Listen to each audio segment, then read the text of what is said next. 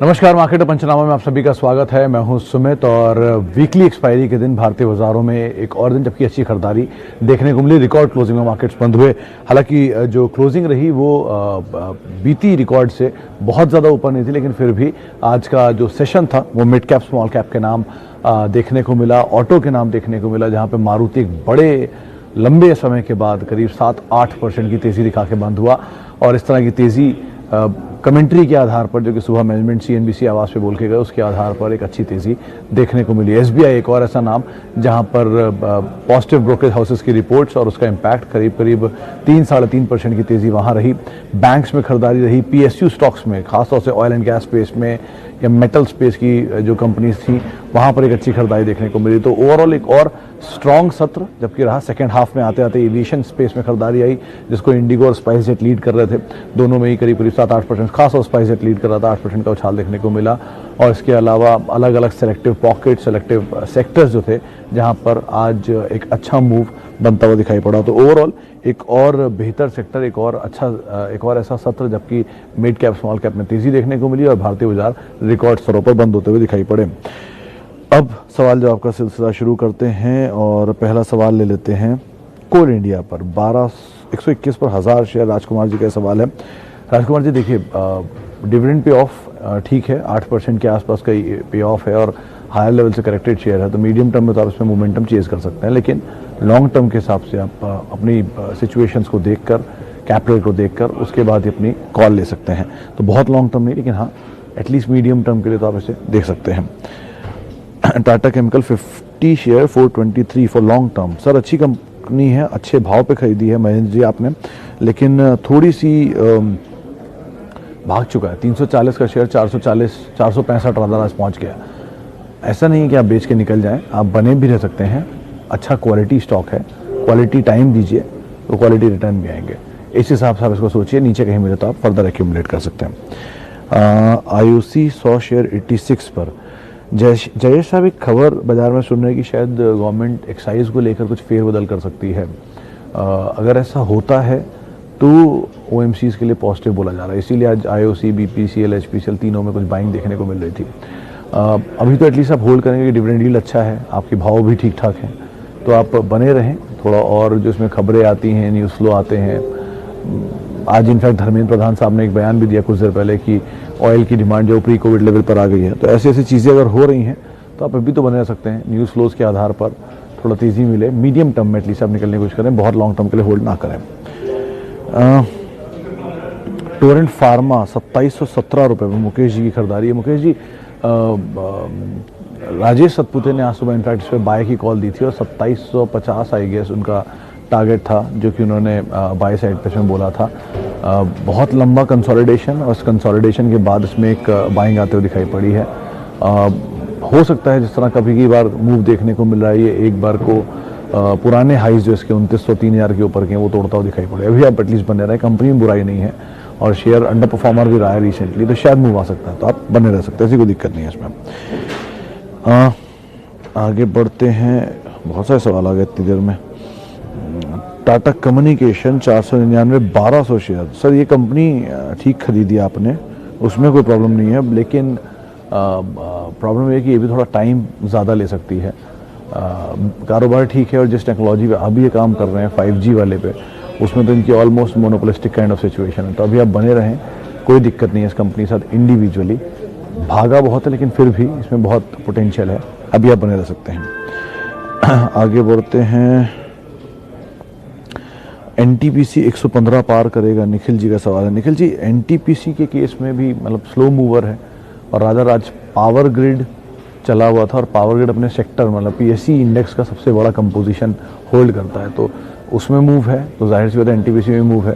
थोड़ा समय दीजिए, चलेगा, लेकिन यहाँ पे भी हर PSU कंपनी के लिए सिंपल रूल है कि आप मीडियम टर्म में उसको मोमेंटम को चेज करिएगा, लॉन्ग टर्म पोर्टफोलियो स्टॉक बना के मत रख लीजिएगा, वरना दिक्कत हो सकती है। तो डिविडेंड भी है, कंपनी भी ठीक है, लार्जेस्ट प्रोड्यूसर है, तो आप समय दीजिए, लेकिन मीडियम टर्म से ज़्यादा मत दीजिएगा।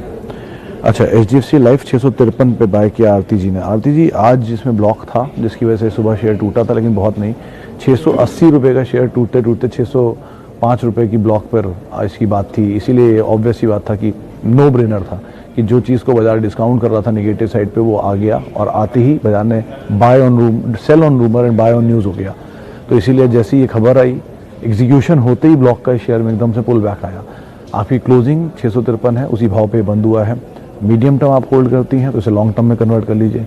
लॉन्ग टर्म के लिए आप होल्ड करती हैं तो नीचे मिले तो फिर आप खरीद लीजिए।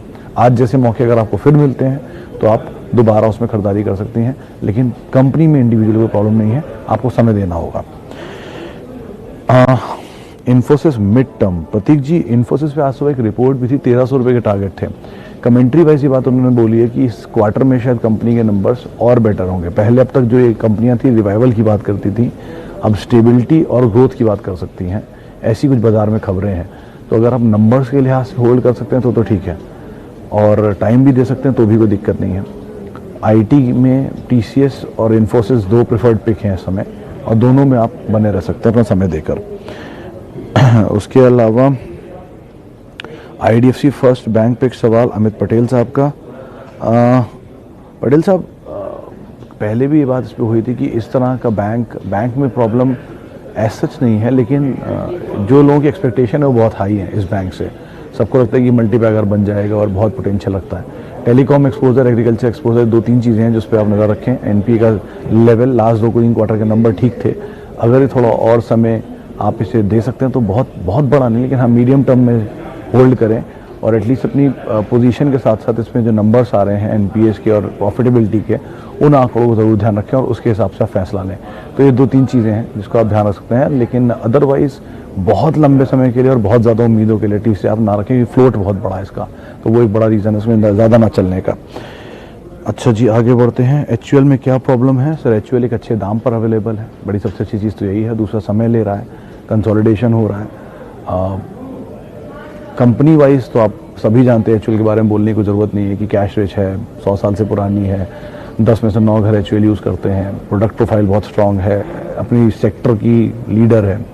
हाँ, अब चल नहीं रहा, ये एक सवाल है, क्योंकि एक बड़ा ओवरहैंग इसमें जो ब्लॉक का हुआ था वो तो है ही, उसका कंसोलिडेशन चल रहा है। अब कंसोलिडेशन जिस दिन भी ब्रेक होगा तेज़ी की तरफ, क्योंकि गिरने के लिए इसमें 1900 से नीचे तो जाने की गुंजाइश है नहीं, लेकिन अगर तेज़ी दिखाएगा तो आएगी बहुत ज़ोरदार तेज़ी। तो बेटर ये आपको मौके दे रहा है एक लेवल पे एक्यूमुलेट करने का।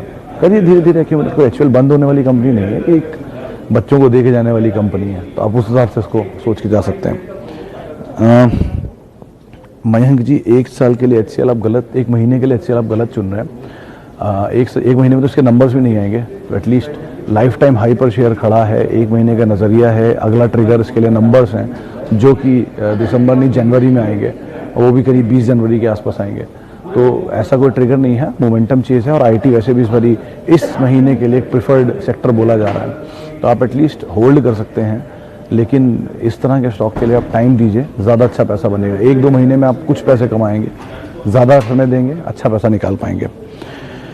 बंधन बैंक 374, एक ही कंसर्न है सर इनका, आसाम में जो एक्सपोजर है उसको लेके, एसएमई वगैरह को।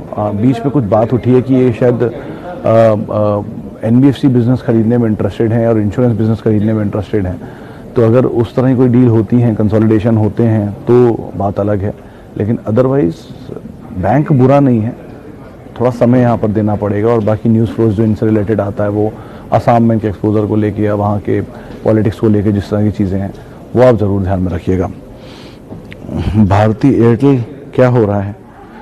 आज़ाद से क्या प्रॉब्लम है भारती एयरटेल में? मुझे तो कोई खास प्रॉब्लम दिखती नहीं। कल एक रिपोर्ट आई थी सीएलएसए की ही थी शायद, उन्होंने बोला था कि इस सेक्टर में बहुत मेजर कंसोलिडेशन हुआ है।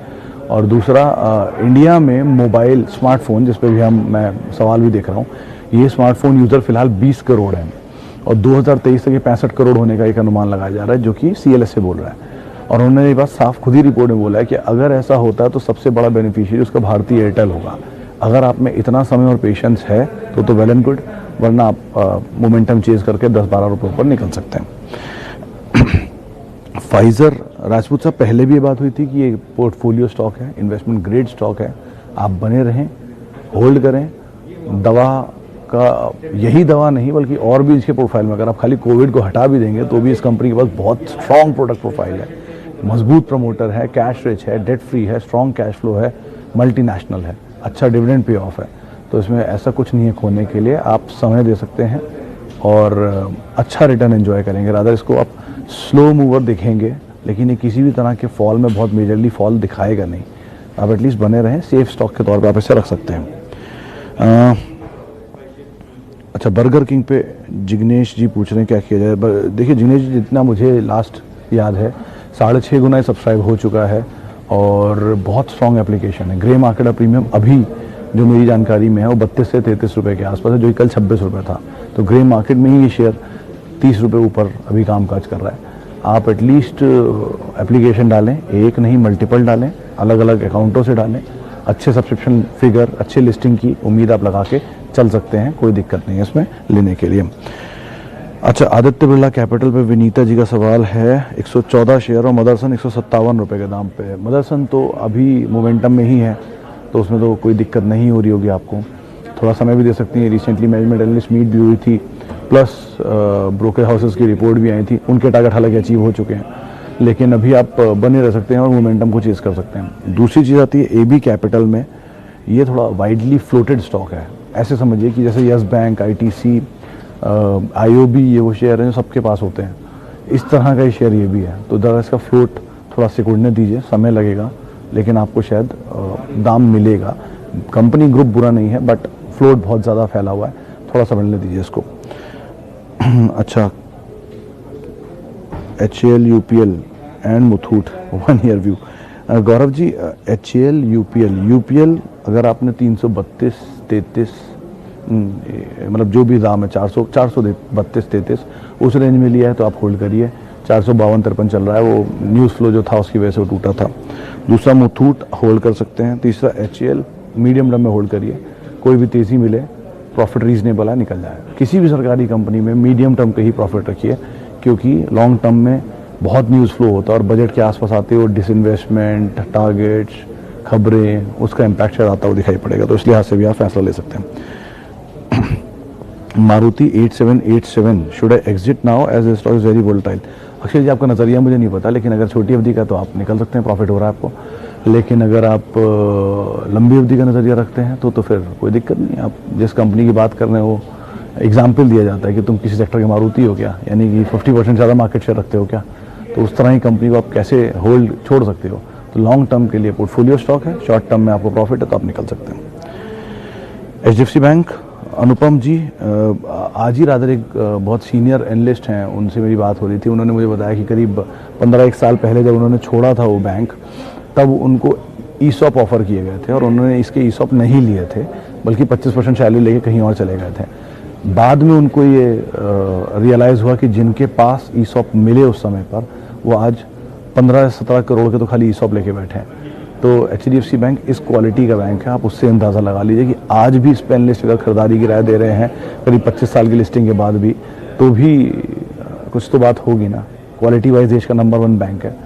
बाकी भले ही private number 1 bank ICICI bank है, सरकारी SBI है, लेकिन क्वालिटी वाइज HDFC बैंक है देश का वैसे मार्केट कैप के लिहाज से सबसे बड़ा बैंक है।